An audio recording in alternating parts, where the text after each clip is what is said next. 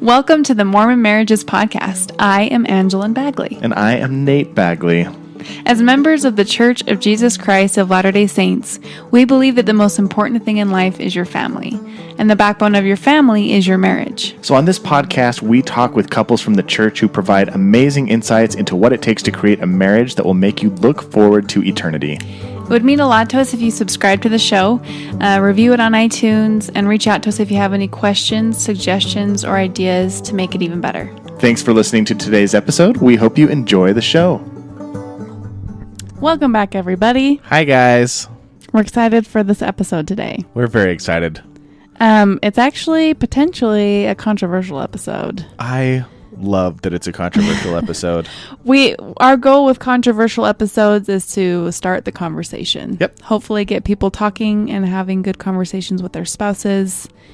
And like the title of this episode, just being able to maybe change the narrative that we have Totally around this topic. So who's our guest?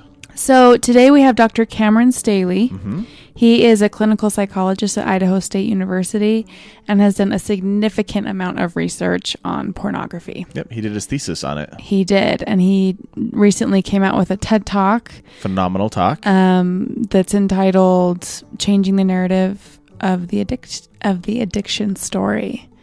So this episode is one we've been looking forward to for a long time because this is a topic we're very passionate about. Very passionate. Extremely passionate about. Just as another disclaimer, I don't know why it seems a little bit unclear to people, but we are not pro-pornography. We've gotten one or two reviews on the podcast, and I don't want to make a mountain out of a molehill, but some people have expressed that they don't agree with our stance on pornography, insinuating that we might be like in favor of pornography or all about pornography or that we support pornography or that we like pornography. None of those statements are true. No, we don't. We don't want pornography to be a part of our marriage. We agree a lot with the church's stance on it. We just don't necessarily agree with the narrative that is so popular in the culture of our church. Right. And because of that, we talk about it in a different way. And that different way makes some people uncomfortable. Yep. But we have been trying to find a way to talk about this in a sensitive way and also in a way that stays true to our values. And when we heard this TED Talk by Cam Staley, I was floored by how perfect it was. He's so thoughtful and respectful and insightful. And he's got the science and the research to back up his stance. Exactly.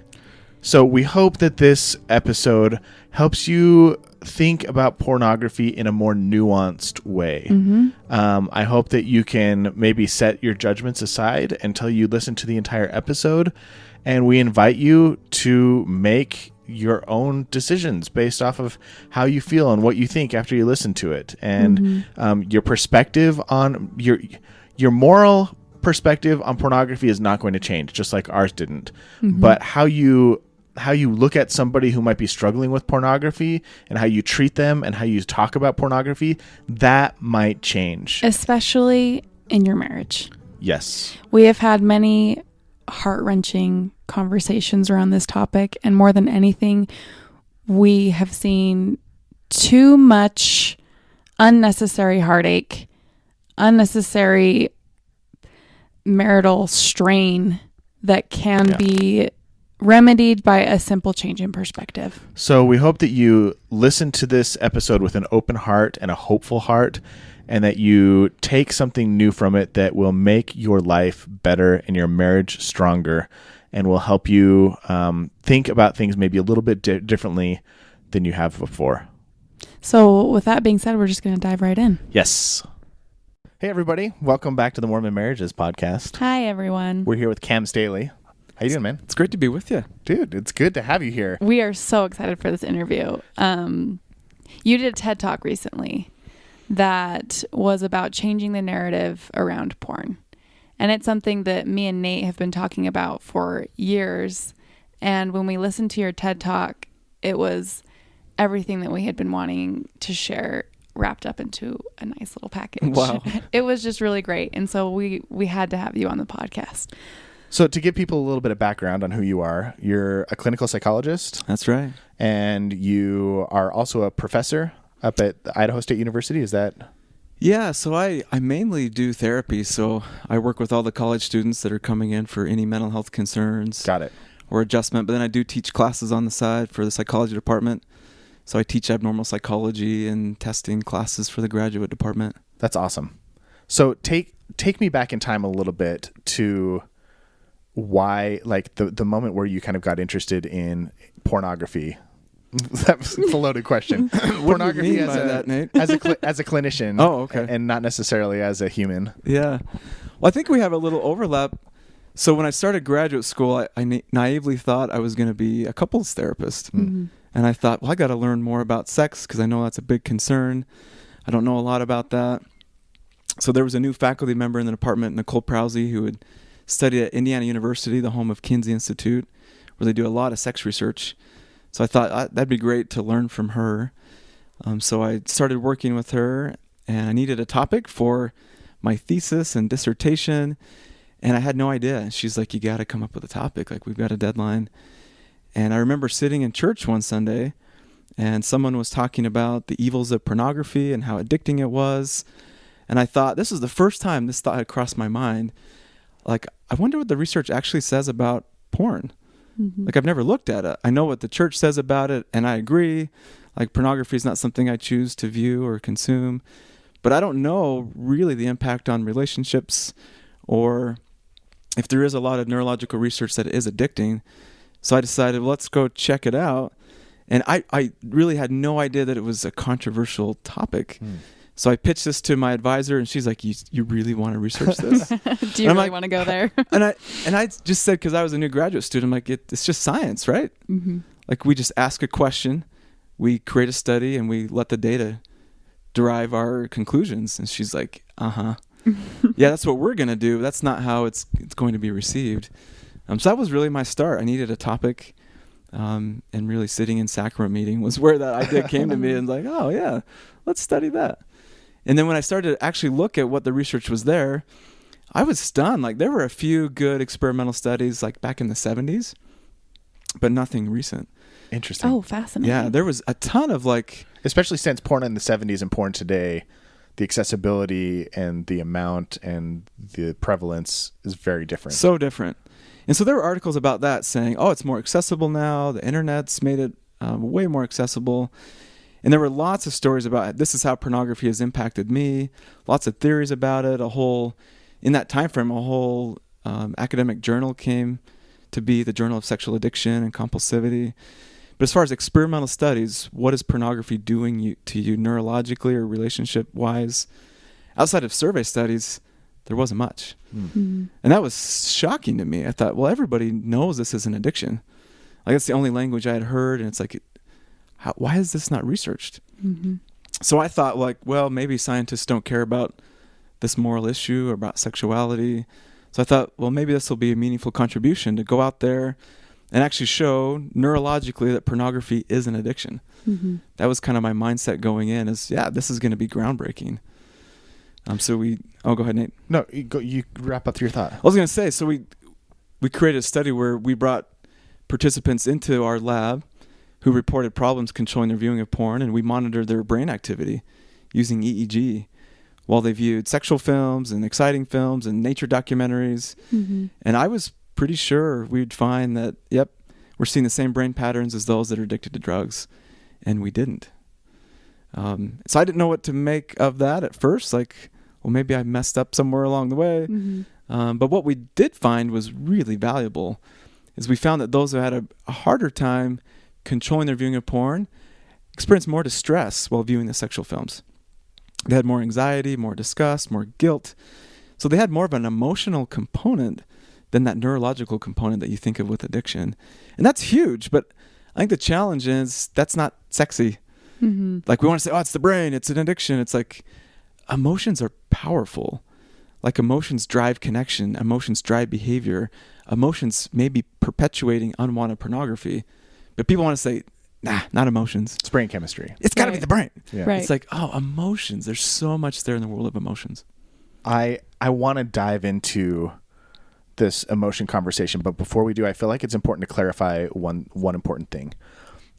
This word you hear it everywhere in this conversation, and it's the word addiction. And I want you to explain what that word means, because I believe words have power. Yeah. And the word addiction gets thrown around in a lot of different contexts. So you can be addicted to heroin, you can be addicted to pizza, you can be addicted to Netflix, you can be addicted to porn. And each one of those, the word addiction could mean something different in each case. And so when we hear the word addiction when associated with pornography or when associated with drugs, can you tell me from a clinical standpoint, how is that different than saying like I'm addicted to pepperoni pizza? Yeah, and they are very different. So someone comes to me and says, I'm addicted to pepperoni pizza. I understand they're trying to say, I'm doing something I don't want to do. Mm-hmm. It's like, I'm good with that. If that's what you're trying to describe, I understand that. But from a clinical standpoint, I've worked with lots of addictions, from substance use to behavioral addictions. And when I worked with folks with like chronic alcohol use, I mean, there is a level of physiological tolerance that's developed over years where if you stop drinking, you can have a seizure and die. Yeah. Like that's scary to me when I work with those individuals. I'm very cautious. Like your body has adjusted to the level of this drug and is expecting it now. That's very different than a lot of the behavioral addictions. So I think the reason why addiction is being applied to eating and sex is it gives it instant credibility. It's like, if this is an addiction, this is something serious we should give attention to, we should research it. And so I understand why they're trying to generalize the word addiction to those areas. But the challenge is they operate differently. So if someone is struggling with like internet pornography and they've been viewing for years and years, if the internet goes out, they're not going to have a seizure, they're not going to have significant withdrawal. What they are going to probably experience is they're going to probably have to feel those emotions they've been trying to avoid by distracting themselves by looking at porn. So they may feel anxious or lonely or sad. And for me, that's very different than a physiological withdrawal effect. That is, you're going to have to experience what's there that you're trying to avoid or move away from. So for me, the challenge in applying addiction language to pornography is I think it distracts you from what is really going on and maintaining that challenge.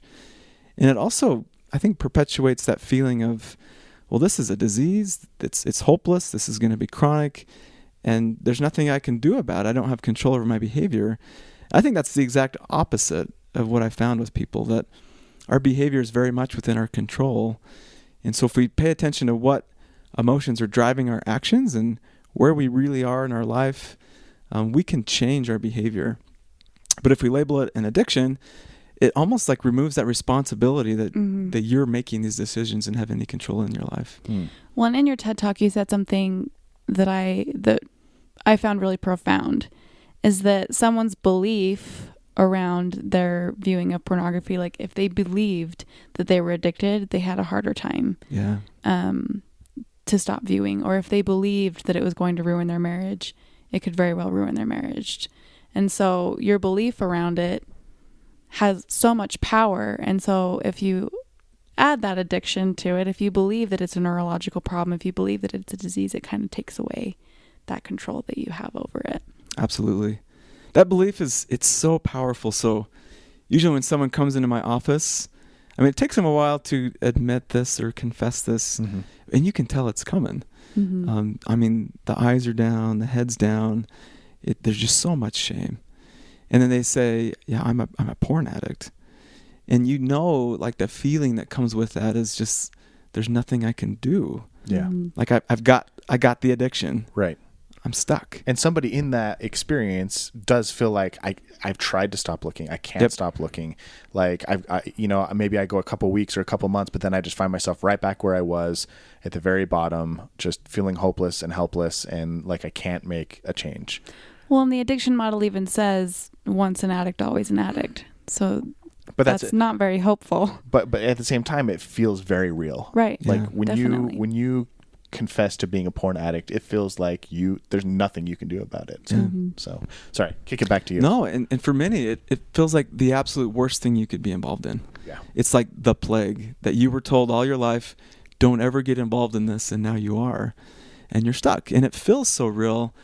And I think that's the one thing I want to make very clear is the struggle people experience with pornography is very real. I may not use addiction to describe the struggle because I haven't found that as helpful, and maybe part of the reason why people continue to view is that language, because words are very powerful. But that's the struggle and that distress you're experiencing is real and profound. And that's what gave me the courage to do a TED Talk, because I'm a psychologist. I sit in my office and I listen most of my day and support people and help them change behavior. But to get out there and actually share, like, I've got a different view and here's some research is really scary. But the reason why I do that is the folks that have been struggling with pornography, I actually care about pretty deeply. I feel like they're a group of people that have been unfairly kind of demonized, kind of given the black mark, and you got to stay away, and you're an infection and a plague. And often I found that many of the folks that struggle with pornography are often very sensitive, very kind-hearted, very good people, just really trying to do the right thing. And that is like ingredients to struggling with pornography. It's just trying so hard. And I can't have any struggle in my life. It's like, yeah, you're going to crack at some point. And we find things to soothe ourselves. And one thing people find is food. They find exercise. They find sexual images. And then when they find it, it's like, yeah, this does help me feel better temporarily. But then I feel so bad about myself, and then I'm viewing. And now I can't tell anybody because it's terribly shameful. So they withdraw even more and are even more lonely. And they view again to soothe. And it gives them a little bit of connection, which is not enough to sustain anybody looking at sexual images. But that's the cycle. It just keeps going and going. And it feels really unsafe to tell anybody, to tell your parents, to tell your friends, your partner, your spouse. Because it's like, that's the one thing we told you couldn't get involved in, and you are. So it's like a trap. Good, generally pretty kind-hearted people just doing their best, and now you got it and you're stuck. And they've tried everything, like you mentioned. And the challenge is so many of the things they've tried are based on kind of addiction paradigm. And for me, that hasn't been as effective as some other approaches that we know are helpful in reducing unwanted pornography viewing. So that pattern just keeps repeating over and over and over. Let's dive in a little bit to the emotions around it and what you talk about as it being more of an emotion. What was it that you said? Emotional struggle. Than a sexual problem. Yeah, I see it much more as an emotional concern than a sexual concern. Yeah, let's talk a little bit about that. Yeah, I think we're not comfortable with our emotions. Like, I don't always like the way my emotions make me feel either. It's not my favorite thing. I'd rather think away things. But if you think of the root of emotion, it just means to put in motion. Emotions drive actions. You can't escape that. So for me, I'm an intellectual person. I'm a researcher. I would prefer to think that my thoughts drive my behavior. That's a lot safer for me. I don't want to think that my vulnerabilities, my insecurities, my fears drive my actions, my need for connection, and they do. It's powerful. So it's kind of odd to think about this, but I'll share this with a lot of my clients, that calling yourself a porn addict is actually playing it safe. If you're a porn addict, you don't need to take risks in your life. You don't need to build relationships. You don't need to go on dates. You don't need to have conversations with your spouse. It says, nope, you're a porn addict. You just need to stay quiet. Just stay back. Because building true connections is vulnerable and scary. It's terrifying to do that. But it's also deeply rewarding and meaningful. So for me, the root of unwanted pornography concerns is that disconnection, that discomfort with vulnerability. And the antidote is intimacy. It's connection. And that connection requires understanding of your own emotions, knowing what you're feeling and being able to share those with others. It's a lot easier just to eat food or view sexual images than to have that vulnerable conversation with somebody. So how does someone cultivate that ability to actually become in touch with their emotions when it is so uncomfortable to do so? it's a long process, and I had to go through that myself. I think some people a little bit better than others. A lot of men are socialized not to like share your feelings. Like boys don't cry. Like you just toughen it up, rub some dirt in it if you get hurt, and move on. Be a man. Yeah, be a man. So I think my emotional vocabulary was I feel good or bad or fine. Maybe okay. Maybe I had 4 emotion words. That was it. And then I enter a psychology field where it's like, that's not going to cut it. Like you got to figure out like what you're feeling and what other people are feeling.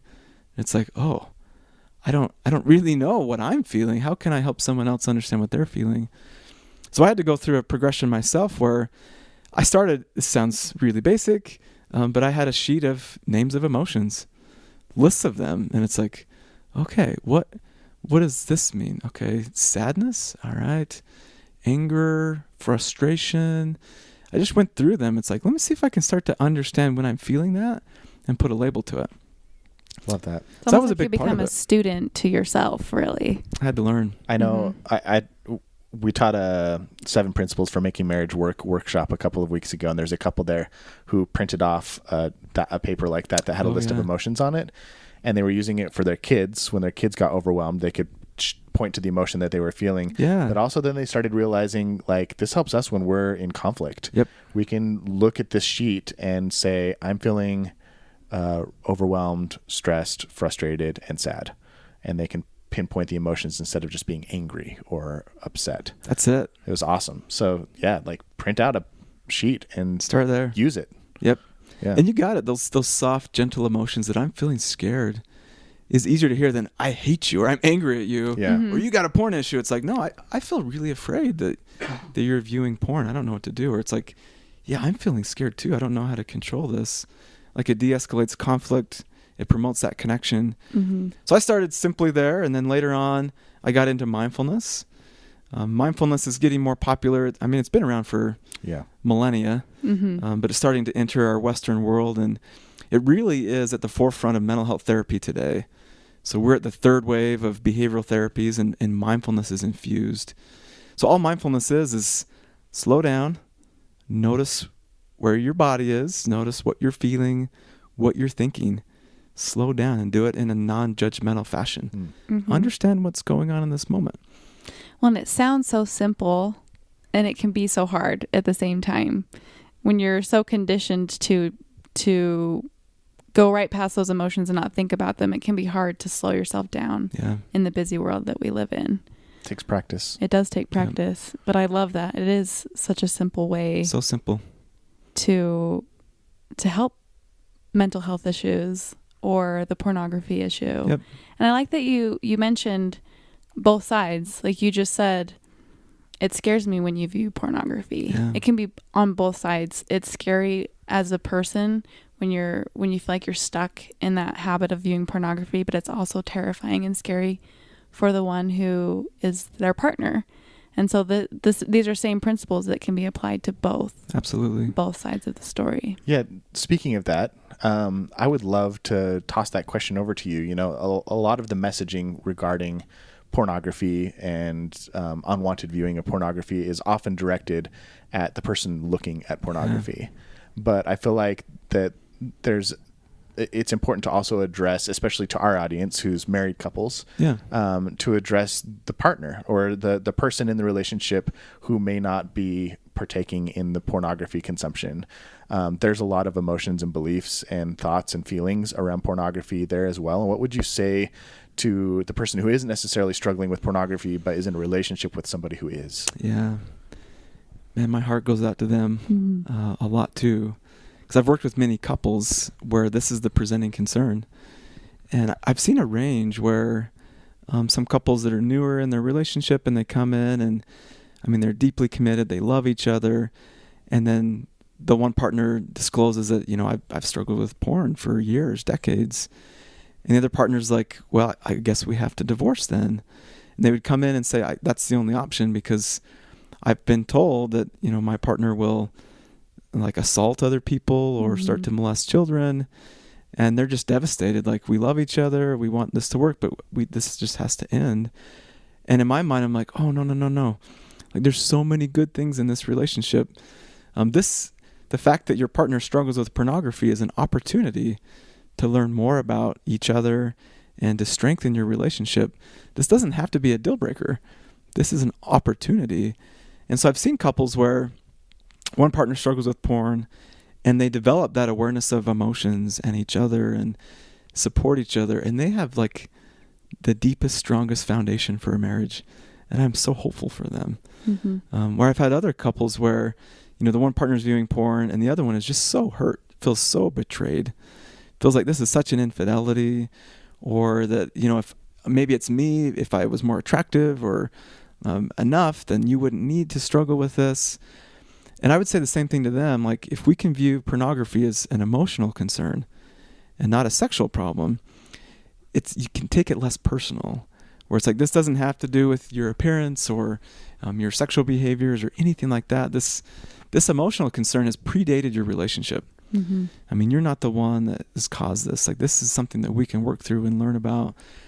But it's really scary. And I think a lot of it is because of the messages that people have heard, that if you are dating someone that struggles with pornography, like, run away.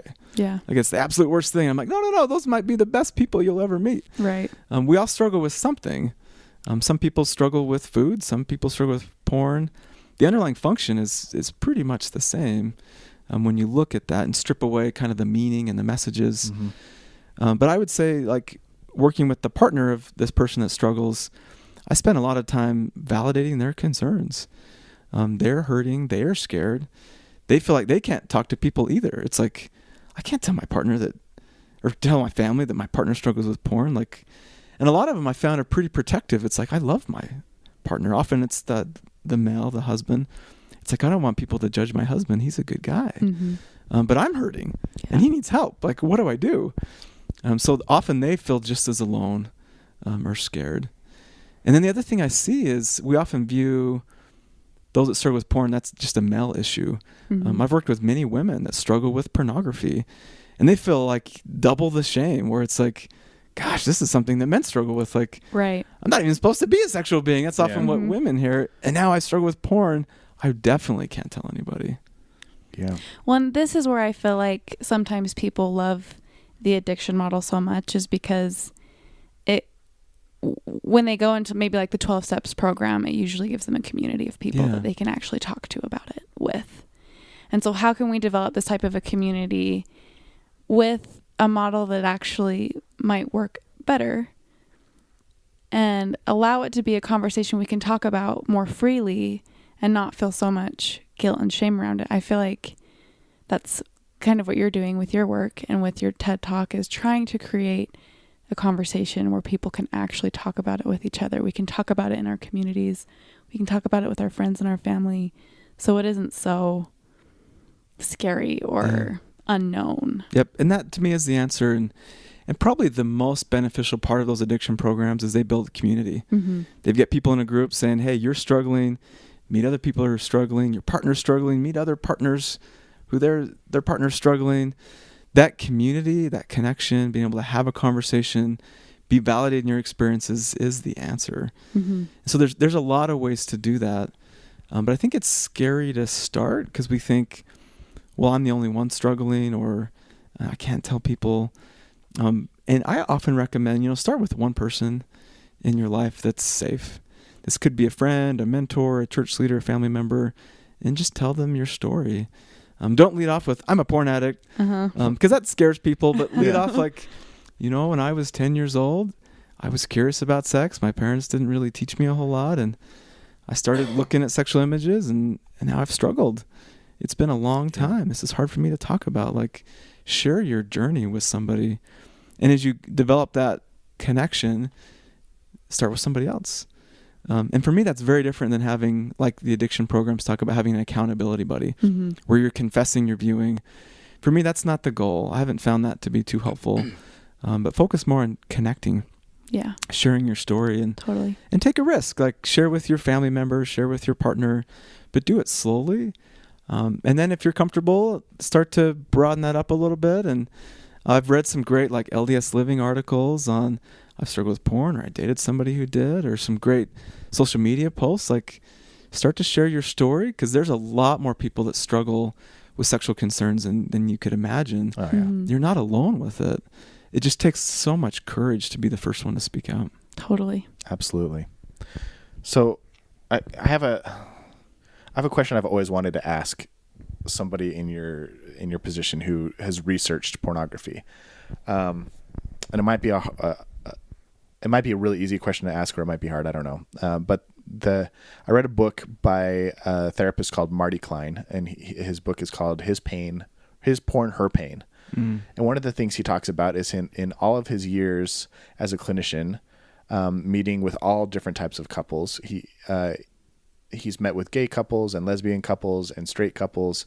And the only time he's ever had a partner bring their spouse to therapy with concerns about pornography is in a heterosexual relationship. And it's typically been the wife bringing the husband in. Obviously, the statistics show that, as you spoke about, that a higher and higher percentage of women are looking at pornography, and the percentage of pornography viewers is starting to even out. It's not just a male issue. So my question to you is, do you find that to be true, or have you started to see husbands bring their wives in because they have a problem? And if not, why do you think it's typically the wife bringing the husband in, as opposed to just having it not be different based off of gender or sex? Yeah. So I have never had a husband bring a wife in that was struggling. I have not worked with that couple before. I have worked with many couples where the wife's like, you got to work on this. Let's go to therapy. Mm-hmm. Right. Yeah, I haven't seen the other way around. I think where I have seen it, I did my residency at BYU's counseling center, and so we ran groups for unwanted pornography. So we had women in those groups as well, and those women were in relationships, either dating relationships or marriage relationships. And they weren't there with their partner either. They didn't bring their partner in. They were coming in independently, kind of taking that responsibility. This is something I need to work on for myself to help my relationship. But yeah, it wasn't the male partner dragging them in. It was, I think, the woman taking initiative. Something's going on. I want this to be better, and I need some help. Mm-hmm. So maybe that's part of it.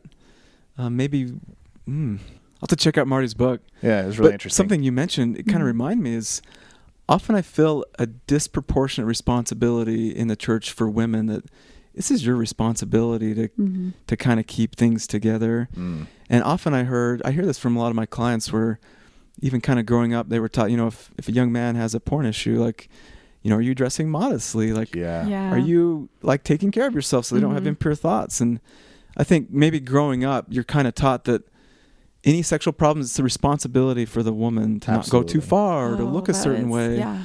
And men have we're off the hook, like, oh, you're not responsible for your thoughts. It's just an addiction, and don't worry about what you're dressing. I think there's been a lot of undue pressure on women that this is all on you. Oh, I haven't thought about it that way before. It's a great thought. Yeah. And that's always hard for me. It's like, oh gosh, that's not how modesty should be taught. Like, we're objectifying women and putting all the responsibility, and then that's why men are struggling. It's like, well, I've never learned how to understand my thoughts and my emotions and my actions.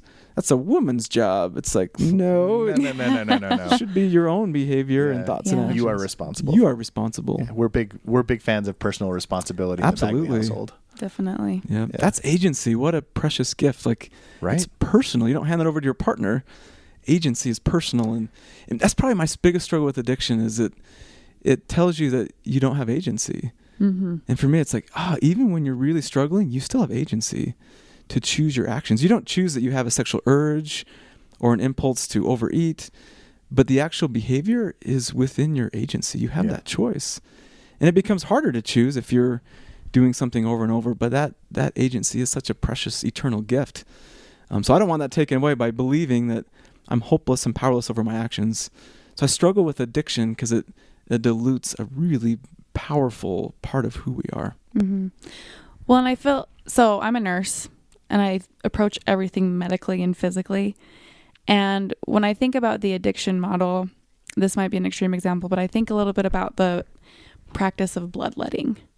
So in the past, when someone had a disease or a weakness or an illness, there was this practice of either use leeches or intentionally make someone bleed, because the idea was that this illness was their blood being out of balance. And so they would let it go. And research now shows that it wasn't as hokey as we thought. Oh, wow. Because certain bacteria, and I'm nerding out a little bit with this, certain bacteria thrive on the iron in blood. Huh. So it's showing that it may have been beneficial for some infections to bloodlet, because it would starve the bacteria. And so they might have been doing that because they had, ever so often, they would have success with it. It would work for some people. It would work for some people.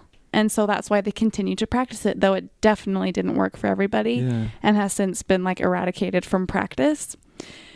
But now we found antibiotics and things like that. And antibiotics can now cure illnesses and cure diseases in a much better way. That doesn't mean that bloodletting was completely, that it didn't help some people. And so I feel like with the addiction model, in regards to pornography, it may have helped some people. There may have been those people where the addiction model really helped them, but there's a better way. And with more research, we're learning more about mindfulness. We're learning more about how to deal with our emotions, and more research is giving us more and more information that shows us that there is a better way. So it's not that when we're saying that we don't agree with the addiction model, that we're saying that it doesn't work and it was horrible and you're a fool if you think it does. It's just, it may have worked for some people, but now we have more information.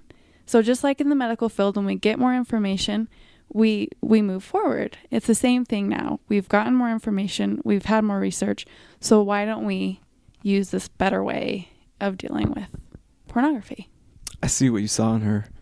Isn't she awesome? That was amazing. Yeah. I get passionate couldn't when have I said talk that about better that. myself. And that's so interesting. Like, I had that same thought this last couple of weeks, and I've never shared that with anybody. I've thought about that same kind of analogy.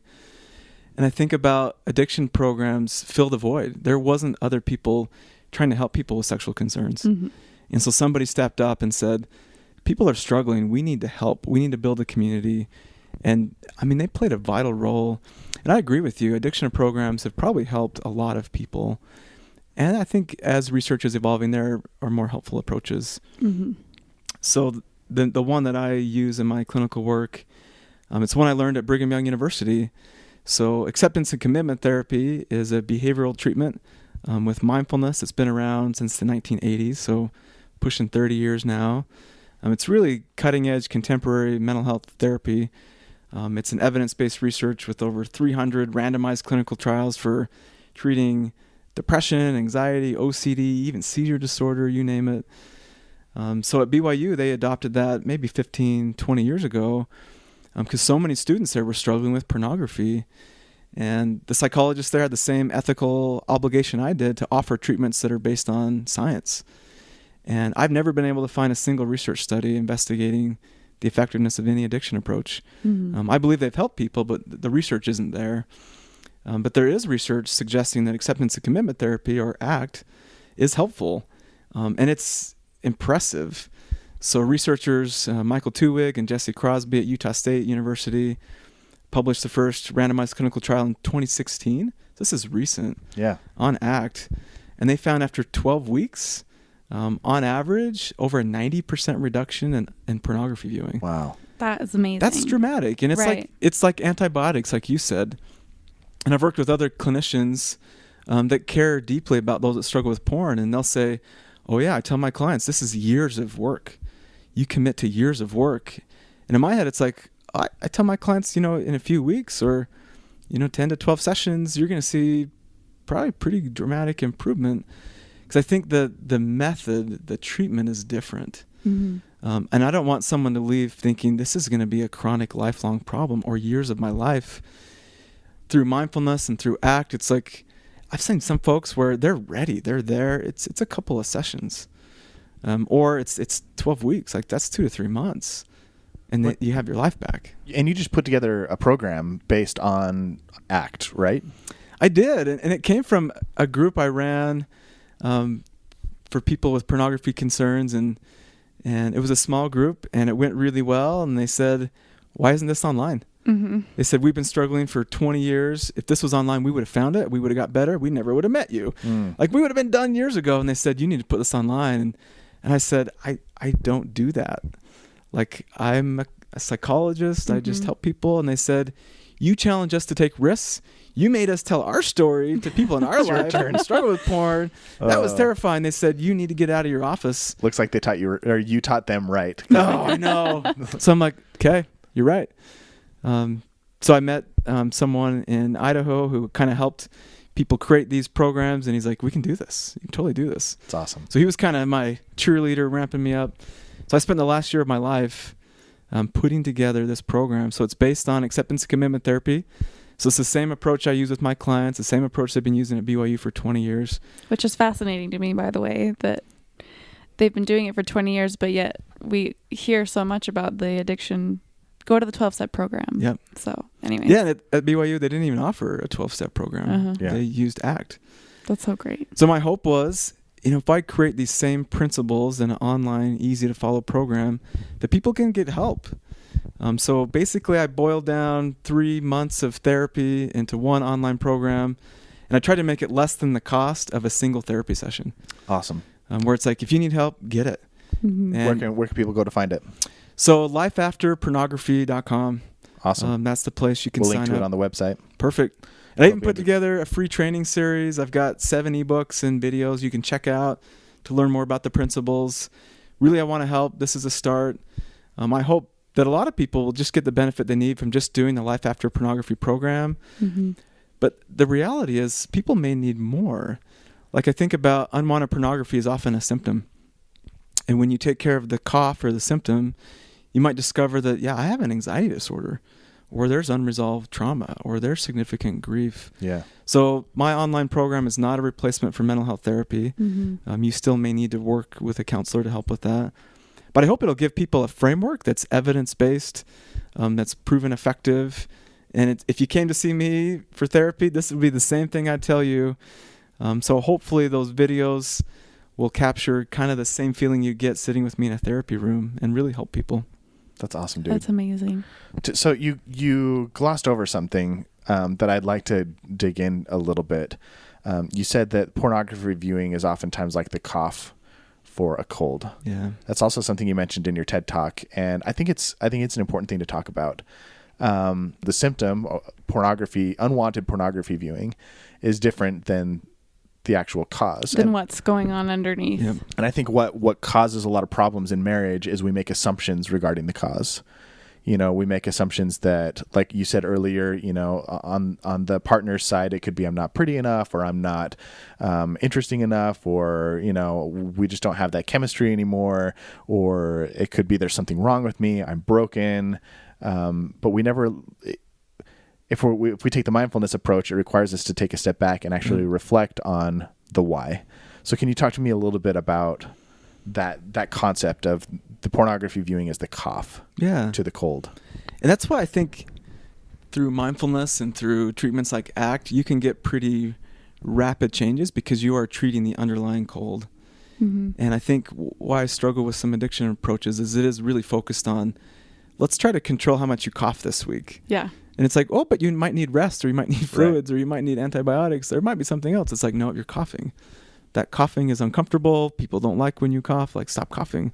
It's like, well, let's focus on the cold. Can you give some specific examples of times where you've seen people treat the cold instead of the cough, and it's made a big difference? It's huge, yeah. So if I think about, maybe I'll name some of the colds that I've seen, because it's different. So often we think about, like, oh, if you're struggling with pornography, it's the same issue, and it's not. So for a lot of people, the underlying cold, it could have its roots in attachment. And attachment is something that forms very early on. So any insecure attachment could be a risk factor for developing problems with pornography. So that could be an anxious attachment where caregivers were inconsistent, or it could be an avoidant attachment where caregivers were maybe unsafe.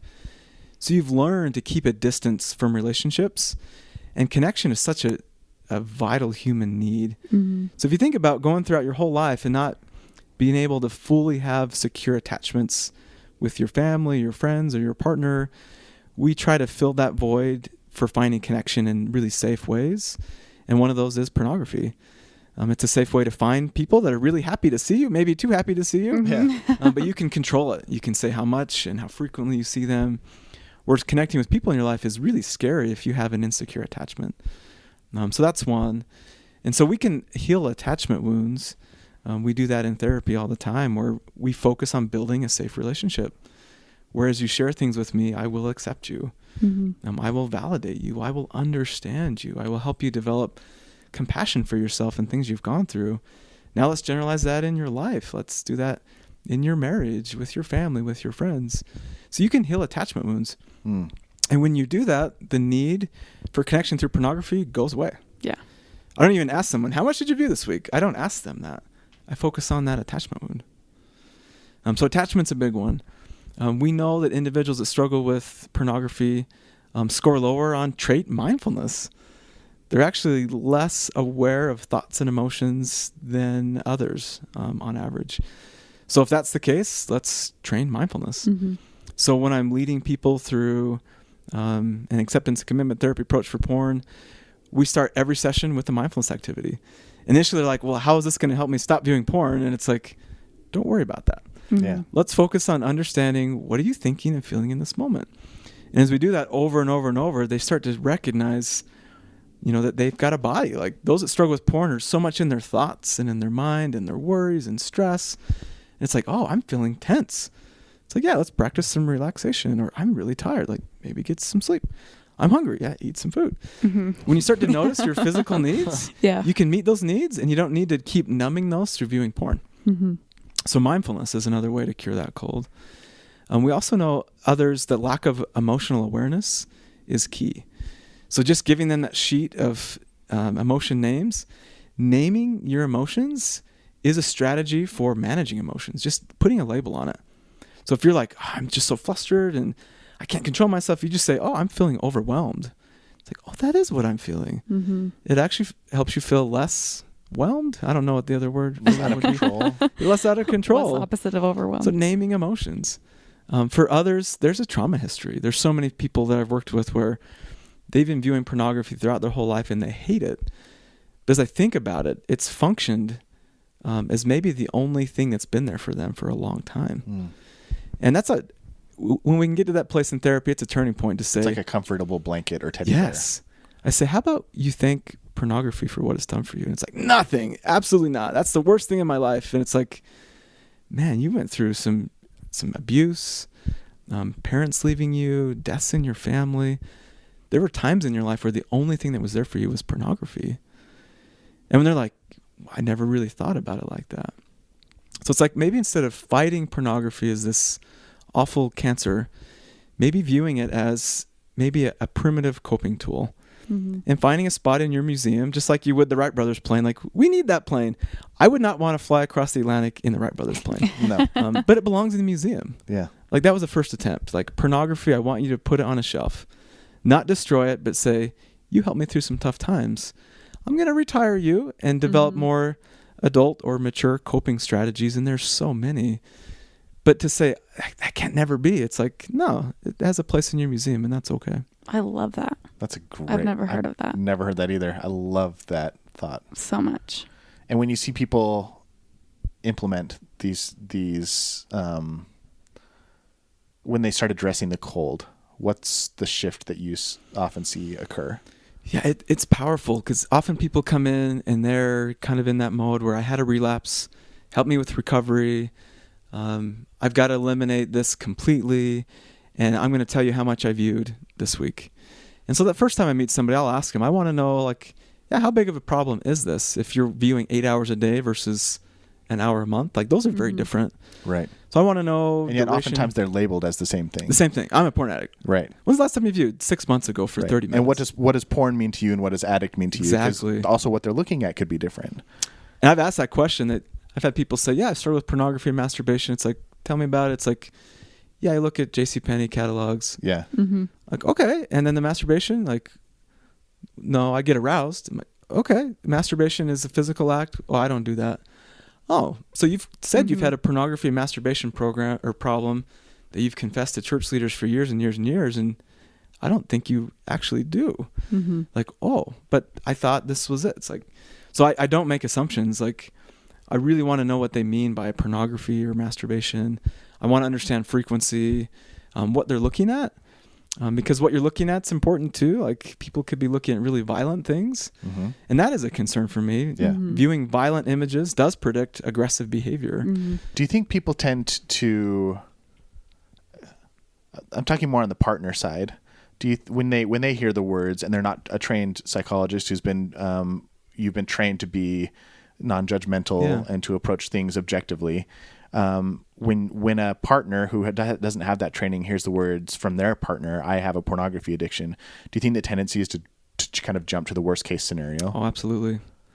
And I do encourage partners to say, ask them what they're viewing. How often do you find that worst case scenario to be true? Very infrequent. Okay. I struggle what to call it. Like, I don't want to call it, oh, it's vanilla pornography or just the standard. I don't know what to call it. But well, because then if you put yourself in the area of moralizing, like saying this is better than that. Right. I don't want to do that. You said at the beginning, like, pornography is not something that you support or agree with. I think about, like, I'm supportive of health and wellness. Yes. And so I think about, like, I enjoy treats and chocolate. And I know we've got a nurse in the room. I should be careful. I do too. But sometimes I eat some ice cream in the evening to calm down, but honestly, some of that's empty calories. It's not healthy for me. So binging on that's really not healthy. But sometimes I do eat my snacks, and I try to be intentional. Am I hungry or am I stressed or bored? Bored. I eat a lot when I'm bored. Yeah, me too. And that's often one of the most common emotions that people have when they view porn, is they're bored.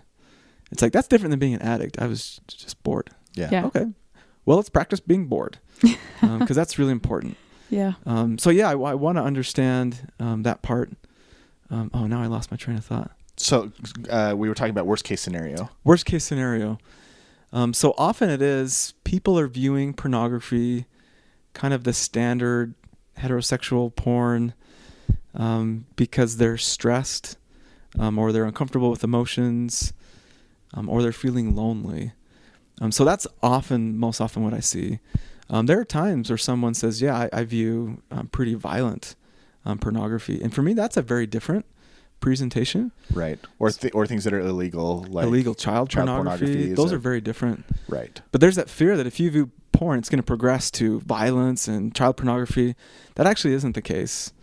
But if you're starting out viewing child porn, you're attracted to prepubescent humans, and that's a concern. Right. Or if you're viewing violent pornography, that may be an outlet you found to kind of enact those fantasies, and that is a concern for me. So more often than not, that's not the case. It's usually not the case. Yeah. So if someone says, I view porn, I want to know what you're looking at, and I would want the partner to know. But often it's like, I don't want to know what they're doing. It's like, you kind of got to. Like, that's a way of embracing the uncomfortable. Embrace the uncomfortable. Yeah. Your judgments and and facing your emotions. You got to do it. All of it. And it's like, oh, this is disgusting. It's like, you can share that. This feels disgusting to think about that you watch naked people having sex. Yeah. Okay. That's okay. That's going to be a really important part of that conversation. But you got to know. And usually it's the standard stuff. But if it's not, that's a different conversation. Right. So most of the folks I work with are viewing the standard stuff for stress management, or they're anxious or depressed. That's different than, I'm enacting really brutal fantasies. That for me is a concern, and a really different and less common presentation. And would require probably a different approach than what we're talking about in this. I wouldn't just use mindfulness and acting like, let's notice your thoughts and feelings. I was like, let's talk about safety. Right. Let's talk about what's legal. You're viewing children. Like, this is a concern. That is a crime. And so that's a very different conversation. Yeah. So I think that is a good point. The folks that I work with generally are viewing to manage emotions, and are not viewing for other concerns that are more extreme. Yeah. Is there anything left rattling around in this vast resources of knowledge and experience that you've gained working with so many couples and researching this over such a long time that you'd like to share with our audience before we go? Yeah, I think the big one is pornography is very polarizing. It's scary. It's controversial. I mean, there's a handful of states declaring this as an epidemic. This just promotes so much fear. And I think about, when we feel so much fear and uncertainty, we do things in our life to calm ourselves, and we turn to drugs, we turn to food, we turn to porn. So if you believe pornography is a problem, I think we actually can make a difference by being kinder to one another, being more compassionate with ourselves. For me, when I think about the gospel, I boil the commandments down because I'm a simple person. Mm-hmm. I think about love God, love your neighbor, and love yourself. And I think if we're able to do that, we could really eradicate this epidemic. My goal would be to never have to work with pornography again. Mm-hmm. I'd like that issue to be retired and put on that museum shelf and move on to something else. And it all starts by, if someone's struggling, notice them. Go up to them. Don't just say, hey, how you doing? Good. Oh, good. We got that done. Move on. But to really ask, how are you doing? I noticed you went through a tough breakup, or I noticed you had a miscarriage. I mean, that's something maybe I want to ask you too. I mean, those are heart-wrenching, painful things. Like, take a moment to truly care about somebody. And as you do that and form those connections, that need to self-soothe kind of goes away. So I think we've spent so much time blaming people when they have problems without recognizing we can make their lives better, easier by ministering to each other, being thoughtful of them, but also finding that, they may struggle with porn and you may be like, oh, I don't struggle with that. That's really weird. You struggle with something different though. Like we all got something. So recognizing that we may call that something different, we have a different label for it, but we're all trying to get through this life and it's challenging and we need support.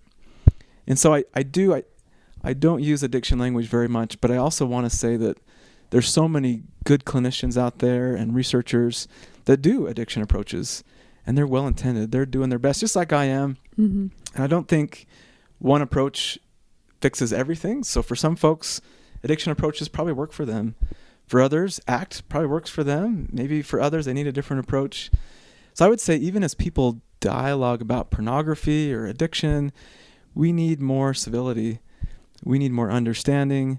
I think we're all trying to do the same thing. We want to help people who are struggling. We may see the issue a little bit differently, have a different approach, but I hope that we could spend more time building bridges and connections and improving understanding and learning from nurses and couple specialists.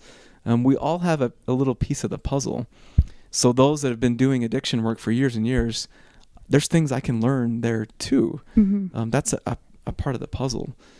So just recognizing that we're all kind of members, all contributors to this big picture, and just being a little more appreciative and thoughtful about all the contributions that we're trying to make. Love it. Amen. Amen. I don't think we should even say anything else after that. Thank you so much for your time and for sharing your wisdom and experience with us. Thank you. This has been wonderful. It's great to meet you both. I truly believe that this is one of the most, if not the most important episode we've ever recorded. I agree. It's very important. I hope you enjoyed it. I hope that you took something from it. I hope that you listen to it again. And more importantly, I hope that you share it. If there's any episode that I hope you share, it's this one. Great way to do it. Take a screenshot on your phone right now, if that's what you're listening on. Post it on Instagram or Facebook. Tag us. Let everybody know what you learned, what you thought, how this changed you. If you disagree, I'd love to hear your opinion and your thoughts. I'm not trying to pick a fight. I just think that this is more than anything, like Angela said at the beginning of the episode, we're trying to spark some conversation. And I think it's appropriate to have conversations about this stuff. So I'd love to hear your thoughts there. If you really enjoyed this episode, go leave us a review. If you hated it, go leave us a review, but don't leave us a review that says that we support pornography. Because we don't. We don't. But if you just don't like what we're talking about, great. Like, we would love to hear about it. And we would love, if you don't like listening to our episodes, for you to unsubscribe and tell all your friends how much you hate us. We don't really want you to do that. But we appreciate it when you open up the dialogue and have conversations with us. And we hope that this is a helpful episode. We sure love you guys. Thanks for sticking with us. We really do. We'll see you next time.